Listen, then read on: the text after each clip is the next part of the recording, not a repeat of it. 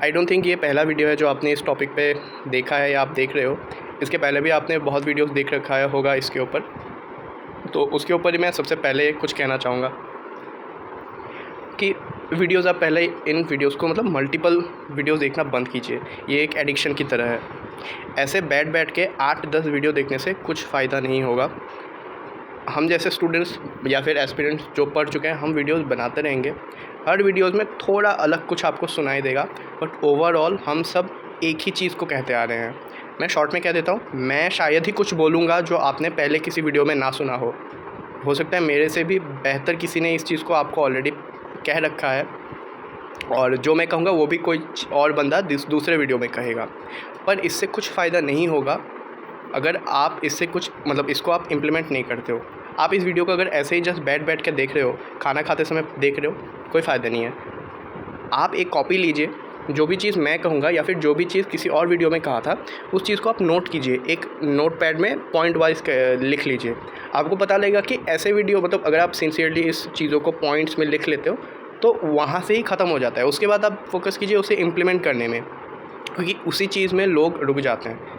सोचते हैं कि अरे इसमें तो उतना हेल्प नहीं मिलेगा, अच्छा इसमें कुछ मतलब इसमें हट के इसने कुछ नहीं कहा, कोई और वीडियो देख लेता हूँ, उसमें कुछ अलग मिल जाए, कोई नुस्खा मिल जाए, शॉर्टकट या फिर कोई बहुत बड़ा टिप। वो विशियस साइकिल चलता रहेगा। ये एक एडिक्शन की तरह है, जैसा हाउसिंग एकोमोडेशन और सैलरी स्लिप होता है। कुछ फ़र्क नहीं पड़ता अगर इस चीज़ को आप इम्प्लीमेंट नहीं करते हो। तो मैं यही कहूँगा कि अगर ये 7वां-8वां वीडियो है तो please stop watching this video as well. आपने जो ऑलरेडी वीडियो देख रखा है उसको इम्प्लीमेंट कीजिए। अगर ये आपका पहला या दूसरा वीडियो है तो प्लीज़ देखिए और try to take as much information from this as you can, और उसके बाद आप उसे इम्प्लीमेंट कीजिए। तो अगर आप चैनल में पहली बार आए हैं तो मेरा नाम ऋतिक गर्ग है। मैंने SBI PO और RRB ऑफिस असिस्टेंट 2023-24 सेशन में क्लियर किया है। मैंने IBPS PO और RRB PO भी दिया था। मैंने मेंस दिया था और RRB PO में मैंने इंटरव्यू भी दिया था, पर उसमें मेरा क्लियर नहीं हुआ था। और मेरा क्लियर क्यों नहीं हुआ था उसके ऊपर मैंने एक डिटेल्ड वीडियो बनाया है, जो मैं आपको रेकमेंड करूँगा देखने के लिए, क्योंकि यूजुअली मैं मानता हूँ कि सक्सेस से ज़्यादा फेलियर स्टोरीज़ ज़्यादा इन्फॉर्मेशन देता है, क्योंकि क्या करना है वो सबको पता है, पर उसके बीच में क्या नहीं करना है वो ज़्यादा इम्पॉर्टेंट है। और मेरा बैकग्राउंड जो है वो बायोलॉजी से है। मैंने जूलॉजी में बैचलर्स किया था और मैंने मास्टर्स किया था बायोटेक्नोलॉजी एंड बायोइन्फॉर्मेटिक्स में, क्योंकि मेरा PhD करने का प्लान था, जो मैंने बाद में ड्रॉप किया और मैं बैंकिंग की तरफ आ गया। और मेरा जो क्वांट्स या मैथ्स था वो पहले से ही वीक था। एंड आई थिंक ये इंट्रोडक्शन मैं पहले ही हमेशा हर वीडियोज़ में दे दूँगा, ताकि आपको ये चीज़ मैं बता पाऊँ कि बैकग्राउंड मैटर नहीं करता, या फिर आपने क्या कर रखा है कुछ मैटर नहीं करता। अगर आप एलिजिबिलिटी क्लियर करते हो उसी में ड्रॉप कर दो। मुझे कमेंट्स मिलते हैं कि भैया मैंने ये किया था, वो किया था, मैं इसमें फेल हुआ था, उसमें फेल हुआ था, कुछ फ़र्क नहीं पड़ता। उसके वजह से एलिजिबिलिटी अगर हटता है तो अलग बात है, अगर नहीं हटता तो भूल जाओ। आप क्वालिफाई करते हो, ख़त्म। अब आप पढ़ने में ध्यान दो। प्रिपरेशन का यही एक साइकिल होता है। पहला जो है वो है इनपुट। आप इनपुट के टाइम में आप सबसे पहले सिलेबस के थ्रू जाते हो, फिर प्रीवियस ईयर क्वेश्चंस के थ्रू जाते हो, ताकि एक एग्ज़ाम के बारे में एक आइडिया हो जाए। टॉपिक्स को पढ़ते हो, क्वांट्स के सारे टॉपिक्स के थ्रू जाते हो, फार्मूलाज़ वगैरह क्या कैसे अप्रोच करते हैं वो सब जानते हो। फिर उसके बाद आप प्रैक्टिस करते हो। उनको आप दिन रात मतलब प्रैक्टिस करके जो भी वहाँ पे प्रॉब्लम निकलता है आप मॉक्स देते हो। जो भी पता चलता है कि आपको इस टॉपिक में प्रॉब्लम होता है या फिर आप इस टॉपिक को अच्छे से कर नहीं पा रहे, उनको आप पॉलिश करते हो। और ये सबसे इम्पॉर्टेंट पार्ट है जो आपको दूसरों से अलग बनाता है। प्रैक्टिस सब लोग करते हैं, पर पॉलिश बहुत कम लोग करते हैं और उसमें बहुत कम ही लोग ध्यान देते हैं। तो आप जो भी पॉलिश करते हो उसको फिर से आपको प्रैक्टिस करना है। और ये जो प्रैक्टिस पॉलिश का जो ये साइकिल है, ये एग्ज़ाम ख़त्म होने तक चलता रहेगा, बिल्कुल मार्च या फरवरी तक, जब तक आपका मेंस होता है। तो ये इनपुट का जो पीरियड है वो यूजुअली जनवरी से मई तक होता है। अगर आप नए स्टूडेंट हो जो आप अभी स्टार्ट कर रहे हो, आप डरिए मत। मैं ये नहीं कह रहा कि आप लेट हो चुके हो। मैं इस वीडियो में आगे कहूँगा, मैं ये वीडियो 2 टाइप के स्टूडेंट्स के लिए बना रहा हूँ, पर मैं फ़िलहाल ये उसके लिए कह रहा हूँ जो जनवरी से स्टार्ट कर रहे हैं। कि अगर आपका जनवरी से स्टार्ट हुआ है, अगर आपने पेड कोर्स लिया हो ना लिया हो, मई तक आई थिंक आपका ख़त्म हो चुका है इनपुट लेना। अभी काम यही है कि आप इसको प्रैक्टिस कीजिए और पॉलिश कीजिए। Polish is very important. अभी हो गया कि स्पेशल स्ट्रेटजी क्या है। आई थिंक बहुत लोग क्यों मल्टीपल वीडियोस देखते हैं, क्योंकि उनको ये भी कन्फ्यूजन रहता है कि एग्जैक्टली किस मेथड को फॉलो करना है या फिर किस सोर्स को फॉलो करना है। अभी क्वांट्स और रीजनिंग को ही ले लेते हैं या फिर इंग्लिश ले लेते हैं। कुछ डिविजन्स हैं या फिर कुछ डिवाइड है स्टूडेंट्स के बीच में, और मुझे पता नहीं क्यों उसके बीच में, स्टूडेंट्स के बीच में झगड़ा भी लग जाता है कि कौन सा मेथड बेस्ट है। अपने टीचर्स को लेके या अपने मेथड्स को लेके वो लोग जंग छेड़ लेते हैं कि मेरा मेथड बढ़िया है और इसी से एग्ज़ाम क्लियर होगा, तुम इस मेथड को क्लियर ये कर रहे हो, फॉलो कर रहे हो, तुम्हारा तो कभी क्लियर होना नहीं है। शॉर्ट में बता देता हूँ, कुछ फ़र्क नहीं पड़ता। मैं पर्सनली रीज़निंग में थ्रेड मेथड यूज़ करता था, मुझे अच्छा लगता था, पर्सनली मुझे लगता है कि अच्छा है, पर इसका मतलब बिल्कुल ये नहीं है कि सर्कल से आप अगर बनाते हो, स्क्वायर से बनाते हो तो कुछ उसमें डिफरेंस आता है। मैं 10-12 यूट्यूबर्स बता सकता हूँ जिनको मैं पहले फॉलो करता था, या उनसे मतलब पहले मैं यूजुअली टिप लेता था। बाद में मैंने रियलाइज़ किया कि इतने वीडियोस देखने का कोई फ़ायदा नहीं है, पर जो भी हो शॉर्ट में मुझे ये पता चला, या फिर मैंने ये रियलाइज़ किया, वो लोग ट्रेडिशनली वो लोग सर्कल्स बनाते हैं, स्क्वायर्स बनाते हैं। उन्होंने लाइव वीडियोस भी उन्होंने मतलब बना रखा है जहाँ पे वो लोग लाइव मॉक टेस्ट देते हैं circle squares as it is बना के, वो भी हमेशा 99 परसेंटाइल्स में आता है, कोई डिफरेंस नहीं आया। या फिर रेशो भी ले लीजिए, रेशो मेथड यूज़ करने वाले भी बहुत लोग हैं, ट्रेडिशनल मेथड भी यूज़ करने वाले बहुत लोग हैं, और उन्होंने भी मतलब एग्ज़ाम आराम से क्लियर कर रखा है, क्योंकि उन्होंने अपने मेथड को लेके मतलब ये नहीं किया है कि मेथड अच्छा है उसी वजह से एग्ज़ाम क्लियर हुआ। पॉइंट ये है कि मेथड आपने सीख लिया, पर उसको इतना अच्छे से सीखना है या फिर इतना अंदर घुस जाना है कि वो मतलब आप उसमें एक्सपर्ट हो जाओ। आप सर्कल बना रहे हो, अगर करेंटली आप सर्कल फॉलो कर रहे हो, और अगर आपको लग रहा है कि अरे काश मैं थ्रेड मेथड ही फॉलो करता तो मेरा हो जाता है, ऐसा कोई नहीं है। आप सर्कल्स बनाओ, स्क्वायर्स बनाओ, पर इतना ज़्यादा उसे कीजिए, इतना ज़्यादा उसको प्रैक्टिस कीजिए कि वो मतलब आपका आराम से हो जाए। What I mean is, practice करते रहोगे तो मेथड्स मैटर नहीं करता, वही आपका मतलब क्या कहते हैं उसे नॉर्म बन जाता है, और उसी से आप आराम से टाइमली एग्ज़ाम को अच्छे से करके क्लियर कर पाते हो। तो आप उस चीज़ को भूल जाओ कि कोई स्पेसिफिक मेथड ही आपको एग्ज़ाम क्लियर करवा सकता है। आप कोई भी मेथड पकड़ो, अपने टीचर को पकड़ो जो भी आपको सिखा रहे हैं, जस्ट 100% उसके ऊपर ध्यान दीजिए और आपका एग्ज़ाम क्लियर हो जाएगा। तो रेशो, थ्रेड, सर्कल या ट्रेडिशनल उस चीज़ में आप दिमाग मत लड़ाइए। अगर आप अभी स्टार्ट करो मई के महीने में, या फिर आप करेंटली आपका डिग्री चल रहा है और आपका जुलाई में ख़त्म होगा या फिर जून में आपका ख़त्म होगा, मेरा जुलाई में ख़त्म हुआ था जो मास्टर्स था, तो उसके वजह से मैं एक्चुअली पढ़ भी नहीं पाया था। तो आपके पास भी टाइम नहीं होगा, तो जब आपका जब बैचलर्स ख़त्म होगा उसके बाद ही आप अच्छे से पढ़ पाओगे। पर तभी एग्ज़ाम सीज़न स्टार्ट हो चुका होगा, आई थिंक अगस्त से आरआरबी का एग्ज़ाम स्टार्ट होगा। तो प्लीज़ हड़बड़ी में गड़बड़ी मत कीजिए, don't try to mix it all up. आप ये मत सोचिए कि अभी पढ़ने का टाइम तो है नहीं, छोड़ो, मैं सब अभी सिर्फ मॉक्स दूंगा ढेर सारा, ऐसे ही मुझे एग्ज़ाम क्लियर करना है। शायद इससे आपका प्रीलिम्स क्लियर हो जाएगा, पर इससे मेंस क्लियर नहीं होगा। आप काम रहिए, फ़िलहाल आपको कोई शेड्यूल्स देखने की ज़रूरत नहीं है, आप बिल्कुल बेसिक से कीजिए। आई अंडरस्टैंड इसके वजह से आपका आरआरबी पीओ क्लर्क मिस हो सकता है, बट आप लॉन्ग टर्म में सोचिए कि आगे बहुत एग्ज़ाम्स आ रहे हैं, फोकस ऑन देम, कि फ़िलहाल आप सिलेबस के थ्रू जाइए, प्रीवियस ईयर क्वेश्चन के थ्रू जाइए, बिल्कुल सिस्टमेटिकली, और टॉपिक्स को आप पढ़ते रहिए। हाँ, एग्ज़ाम्स मिस होगा आरआरबी क्लर्क, वो आप देने जाइए, बट फोकस ये रखिए कि आपको आपके टॉपिक्स को अच्छे से क्लियर करना है। क्योंकि अगर आप ये सोचेंगे अभी कि नहीं मुझे ये एग्ज़ाम जैसे तैसे क्लियर करना है कुछ करके, आपका आरआरबी ख़त्म होगा, उसके बाद आपका बाकी क्लर्क एग्ज़ाम स्टार्ट होगा, वो सब खत्म होते होते फिर पीओ स्टार्ट होगा। तो आप अच्छे से पढ़ोगे कैसे? आरआरबी क्लर्क में भी क्लियर हो जाए अगर आप ऐसे स्टेट से बिलोंग करते हो जहाँ कट ऑफ कम जाता है, लेकिन उसके बाद आईबीपीएस क्लर्क कैसे करोगे, आईबीपीएस पीओ कैसे करोगे, एसबीआई क्लर्क पीओ कैसे करोगे अगर आपका बेसिक क्लियर करने का टाइम ही नहीं मिलेगा। तो अगस्त से भी अगर आप स्टार्ट कर रहे हो तो बिल्कुल ही मतलब काम होके आप पढ़ते रहिए, टॉपिक्स को अच्छे से क्लियर कीजिए, उसके बाद आप प्रैक्टिस कीजिए, पॉलिश कीजिए, फिर धीरे धीरे मॉक्स देना स्टार्ट कीजिए फ्रीक्वेंटली। ऐसा नहीं कि आप आए और धड़ाधड़ मॉक्स देना आपने स्टार्ट कर दिया, क्योंकि मॉक्स का पर्पस अलग होता है। मॉक्स आपको कुछ नया नहीं सिखाता, वो आपको सिखाता है कि टाइम कैसे सेव कर सकता है और आप किस टॉपिक में लैग कर रहे हो। अगर आपने अच्छे से पढ़ाई नहीं है टॉपिक्स को, तो आप ऑलमोस्ट हर टॉपिक में ही आप लैग करोगे। तो मॉक्स को भी करना नहीं है, आपको टॉपिक्स क्लियर करना है। और सजेशन ही है कि अभी क्या है कि अनफॉर्चुनेटली टीचर्स ने अपना जो टॉपिक वाइज ये है बेसिक्स है, वो उन्होंने अपने पेड कोर्स में शिफ्ट कर दिया है। 4-5 साल पहले या फिर 4-3 साल पहले तक ये होता था कि टीचर्स अपने जो कोर्सेस हैं जो बेसिक्स के, वो सब कुछ मतलब यूट्यूब में अपलोड कर देते थे, पर आजकल वो केस है नहीं। अगर कोई टीचर अपलोड करते हैं तो बहुत बढ़िया है, मुझे शायद पता नहीं होगा या फिर यूट्यूब में ऑलरेडी हैं। अगर किसी के पास है तो ज़रूर कमेंट में आप शेयर कर सकते हैं और मैं उसे पिन कर दूँगा, ताकि स्टूडेंट्स जो अफोर्ड नहीं कर पाते, जिन्हें बेसिक से पढ़ना है या फिर बेसिक आइडिया लेना है, वो सब का मतलब इन्फॉर्मेशन मिल जाएगा।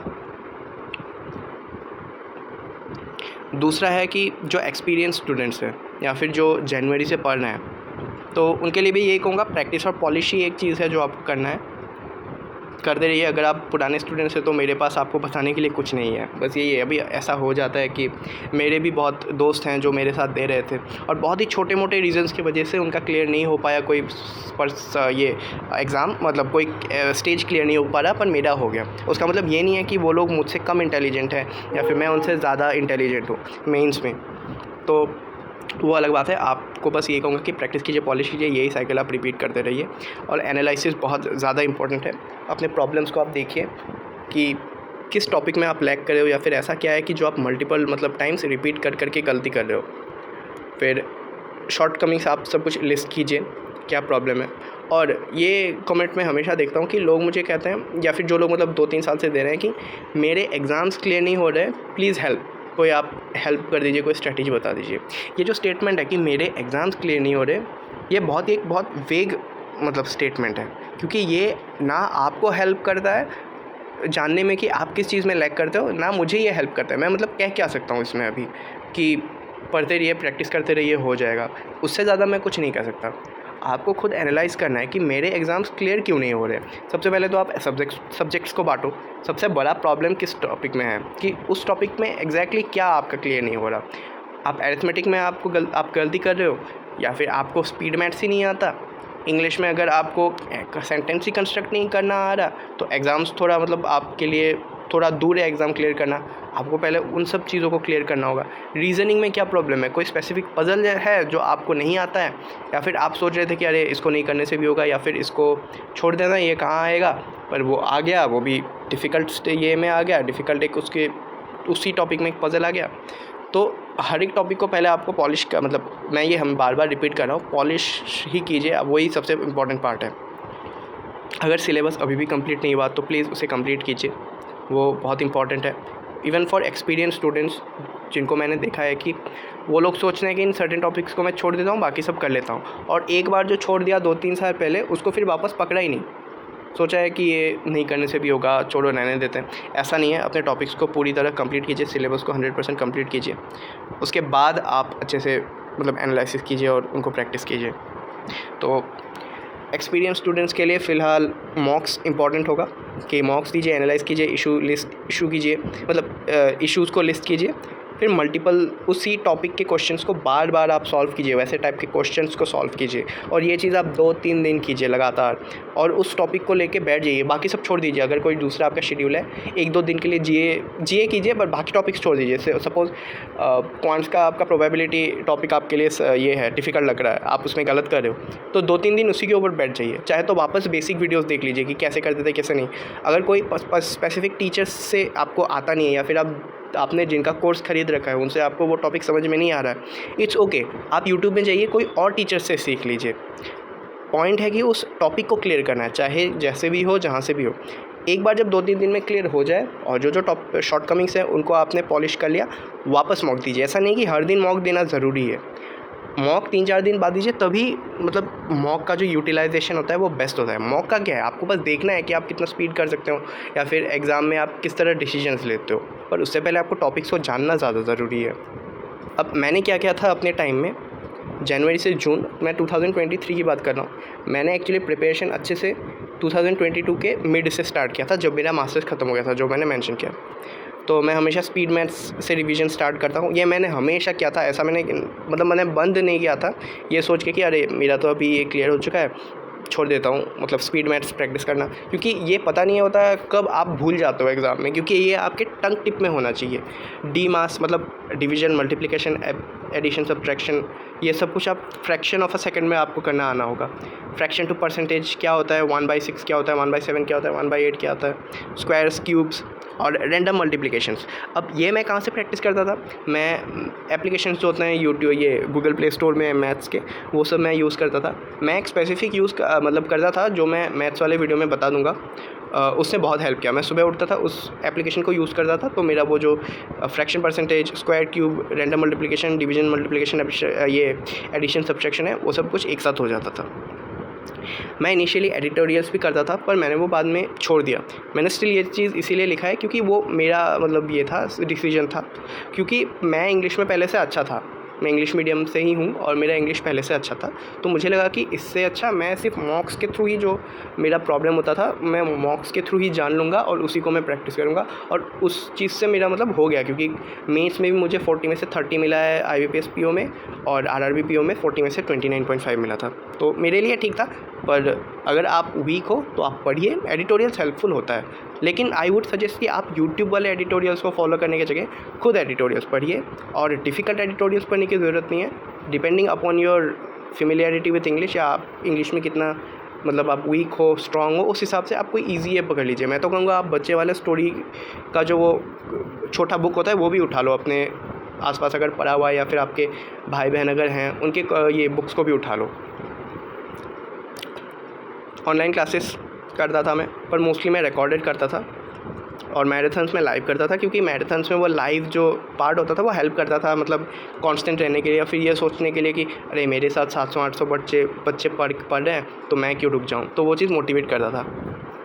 और वही जो मैंने पिछले बार कहा था कि जो टॉपिक्स मुझे डिफ़िकल्ट लगते थे उसको मैं अलग अलग वीडियोज़ देखता रहता था। एक टीचर से समझ में ना आया तो दूसरे वीडियो मतलब टीचर के पास जाता था। दूसरा टाइम टेबल जो था जो अगस्त से एग्ज़ाम एंड तक था, वो था स्पीड मैथ्स का। सेम वो चीज़ मैंने छोड़ा नहीं था जो मैंने पहले किया था, स्पीड मैथ्स करना वगैरह। फिर मैं GA करता था, अफेयर्स क्लाउड का। फिर मैं एक मॉक देता था, एनालिसिस करता था। फिर वीक टॉपिक्स तब तक कम हो गए थे, तो मैं क्वेश्चंस को अच्छे से प्रैक्टिस करता था, प्रॉब्लम कहाँ था वो सब करता था। फिर उनके मिनी सेक्शनल मॉक्स देता था, या फिर अगर मेरे पास कोई सोर्स था जहाँ पे वैसे क्वेश्चंस मिलते थे तो मैं वही करता था। फिर मैराथन्स अगर कोई टीचर्स लेते थे तो उन मैराथन्स को करता था, या फिर कोई भी प्रैक्टिस सेशन होता था तो वो सब करता था। फिर शाम को फिर से मैं मॉक देता था, एनालिसिस, प्रैक्टिस, वीक टॉपिक्स, वही चलता था। फिर हाँ, वही टॉपिक अगेन, कोई टॉपिक मिल जाता था, क्योंकि ये चीज़ कभी ख़त्म नहीं होगा, टॉपिक्स चलते ही रहेंगे और आपको पढ़ते ही रहना पड़ेगा। फिर GA रिवीजन करता था, जो GA में सुबह पढ़ता था उसी चीज़ को मैं शाम को रिवाइज़ करता था, और उसके मैं क्विज़ेस देता था। तो यही मेरा रूटीन था। और हाँ, बस इतना ही था वीडियो। और इससे अभी शॉर्ट में अगर मैं कंक्लूजन देने जाऊँ तो क्या है, कंक्लूजन यही है कि ऐसे वीडियोस से आई थिंक आपको कुछ नया सीखने को मिले तो बहुत बढ़िया है, पर कुछ अलग यहाँ पे है नहीं जो मैंने किया था। मैंने जो किया वैसे हज़ारों स्टूडेंट्स ने किया है, बट स्टिल कुछ लोगों को एग्ज़ाम उनका क्लियर होता है और कुछ का नहीं होता। पर क्यों नहीं होता और क्यों होता है, डिफरेंस यही है कि स्ट्रेटजीज़ खुद बनते हैं, स्ट्रेटजीज़ देख के बच्चे क्लियर नहीं करते। बच्चे पढ़ते रहते हैं, उस हिसाब से अपने टाइम को कम करते हैं, किसी टॉपिक में टाइम बढ़ा देते हैं, किसी टॉपिक में टाइम कम करते हैं, क्योंकि उनको पता चल जाता है कि उनका मतलब उनको अपने आप के बारे में पता चल जाता है। आप जब अपने आप को अच्छे से जान लोगे, आपके शॉर्टकमिंग्स, आपके स्ट्रेंथ्स, उस हिसाब से आप टाइम टेबल बनाते हो, उस हिसाब से आप टॉपिक्स के लिए टाइम अलॉट करते हो, कम टाइम अलॉट करते हो, ज़्यादा टाइम अलॉट करते हो।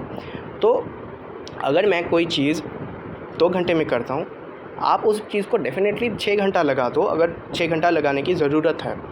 आप मत सोचिए कि ये चीज़ कोई बंदा 6 घंटे में कर रहा था, 2 घंटे में कर रहा था। अगर मैं अभी कहूँ कि इंग्लिश में मैं बेयरली आधा घंटे से ज़्यादा टाइम, मतलब इंग्लिश में मैं आधा घंटे से ज़्यादा टाइम लगाता नहीं था, आप ये थोड़ी सोचोगे कि अरे ये बंदा सिलेक्शन ले चुका है, अगर मुझे भी सिलेक्शन लेना है तो मुझे भी अपना इंग्लिश आधे घंटे में ख़त्म करना होगा। आप लगा दो 6 घंटे। प्रॉब्लम यह है कि आप सोच रहे हो कि टाइम फॉलो करने से हो जाएगा, उससे कुछ नहीं होगा। आपको टॉपिक्स क्लियर करना है, उसके लिए जो करना है कीजिए। मैं कोई चीज़ 8 घंटे में पढ़ रहा हूँ, आपको अगर 12 घंटा लगाना पड़ रहा है तो लगा दो। पॉइंट इज़ आपको एग्ज़ाम क्लियर करना है, उसके लिए आपको टॉपिक्स पॉलिश करना बहुत ज़रूरी है। तो बेसिक यही है, टॉपिक्स को लिस्ट करो, उनको प्रैक्टिस करो, पॉलिश करो, प्रैक्टिस पॉलिश, प्रैक्टिस पॉलिश। मॉक्स दो, मॉक्स से आपको पता चलेगा एग्ज़ाम में आप कैसे डिसीजंस लेते हो। मॉक्स में आपको क्वेश्चंस मिल जाते हैं जिससे पता चलता है कि आप उस टॉपिक में वीक हो। हाँ, कुछ क्वेश्चंस होते हैं कुछ मॉक्स में जो बहुत एब्सर्डली डिफ़िकल्ट होते हैं, अगर वो बहुत ज़्यादा आउट ऑफ ये चले जाते हैं तो इट्स ओके, आप उन क्वेश्चंस को अलग रख दो, या फिर उनको अच्छे से प्रैक्टिस करो और उन क्वेश्चन को सेव करके रख दो कि इनको मैं मुझे वापस ये करना है। पर अगर आपको लग रहा है कि नहीं ये तो बेसिक क्वेश्चन है, आपको आना चाहिए था, आपको नहीं आया, तो उसको लेके आप घंटों बैठ जाओ। बस इतना ही कहूँगा और मैं आगे वीडियोज़ लाता रहूँगा और 5-8 वीडियोज़ में आपके जितने भी डाउट्स होंगे कमेंट सेक्शन में और पुराने जितने भी डाउट्स हैं वो सब कुछ मैं बताने की कोशिश करूँगा। नेक्स्ट जो वीडियो होगा वो मैं आरआरबी के ऊपर लाऊंगा, कैसे आरआरबी में मैं क्वेश्चन सॉल्व करता था, क्योंकि आरआरबी में जो टाइम होता था आपको कंप्लीट दे दिया जाता था, सेक्शनल टाइमिंग नहीं होता था, तो मैं कैसे करता था उसके ऊपर मैं ज़रूर एक वीडियो ले आऊँगा ताकि आपको हेल्प हो। जाने से पहले मैं एक टास्क देना चाहूँगा और ये टास्क इस टॉपिक से ही रिलेटेड है एंड आई थिंक कि आपको बहुत हेल्प करेगा। इस वीडियो में मैंने मल्टीपल टाइम्स कहा है कि पॉलिश करना एक बहुत ही इंपॉर्टेंट पार्ट है प्रिपरेशन में, क्योंकि आप पॉलिश करोगे तभी आपको पता उस चीज़ के ऊपर आप ग्रिप पा सकते हो। और पॉलिश करने से पहले आपको पता करना होगा या फिर अपने आप के साथ इस चीज़ को एनालिसिस करना होगा कि आप लैक किस में करते हो, क्योंकि सिर्फ ये कहना कि मैं क्वांट्स में लैक करता हूँ या इंग्लिश में या रीजनिंग में, ये बहुत ही एक वेग स्टेटमेंट है और इससे आपको भी कोई हेल्प नहीं मिलता, सिर्फ आपको डर लगता है कि अरे मेरे से ये नहीं होगा। तो ये चीज़ आप कमेंट सेक्शन में भी कर सकते हो या फिर एक पेपर लगा सकते हो जो आप आगे चिपका लो। एक लिस्ट बनाइए तीनों टॉपिक्स में से, मतलब तीनों सेक्शन में, क्वांट, रीजनिंग, इंग्लिश में, कि इन टॉपिक्स में से आपको क्या नहीं आता है या फिर कौन सा स्पेसिफिक चीज़ है जिसमें आपको प्रॉब्लम होता है। फॉर एग्ज़ाम्पल, अगर आपको पज़ल्स में अपोजिट साइड में बैठे हुए लोगों का पज़ल होता है या फिर फ्लैट फ्लोर वाला जो पज़ल है उसमें कन्फ्यूजन होता है, तो आप लिस्ट में वो डाल दीजिए कि flat floor puzzles and sitting in the opposite direction. Arithmetic का कोई टॉपिक नहीं आता तो वो लिख लीजिए, या फिर उसका कोई स्पेसिफिक टाइप का क्वेश्चन आपको अगर प्रॉब्लम लगता है, जैसे टाइम स्पीड एट डिस्टेंस में अगर लेट्स से बोटन स्ट्रीम आपको डिफ़िकल्ट लगता है तो बोटन स्ट्रीम लिख लीजिए। नेक्स्ट आपका क्या होगा, लिस्ट बनाने के बाद उस टॉपिक में आप सबसे इजी क्वेश्चन से स्टार्ट कीजिए जो भी इंटरनेट में होगा, फिर उसके बाद डिफ़िकल्ट क्वेश्चंस में जाइए और जितना हो सके अपने टॉपिक्स को क्लियर कीजिए। चाहे कंसेप्ट वीडियोस मल्टीपल देख लीजिए और उस दिन आपको और कुछ करने की ज़रूरत नहीं है, बस उन टॉपिक्स को आप क्लियर कीजिए। 20-30 क्वेश्चंस कम से कम कर लीजिए और जब आपको लगे कि हाँ ये टॉपिक अभी मुझे आ रहा है, उसके बाद आप दूसरे प्रॉब्लम में स्किप कीजिए। बात यह है कि शेड्यूल के पीछे भागने से पहले अपने टॉपिक्स के ऊपर पहले ग्रिप लाइए। एक बार टॉपिक जब क्लियर हो जाएगा उसके बाद आप शेड्यूल फॉलो कीजिए और शेड्यूल के बाद आप मॉक वगैरह में जाइए। तो आई थिंक इससे क्या होगा कि एक बार जब आपको ये पता होगा कि हाँ मुझे सब कुछ आता है, अभी बस इस चीज़ को जो आपको आता है उसको टाइमली एंड स्मार्टली इम्प्लीमेंट कैसे करना है वो आपको सीखना है। तो ये मेरा टास्क है। आई होप आप इस चीज़ को अगर करेंगे तो आपको हेल्प होगा।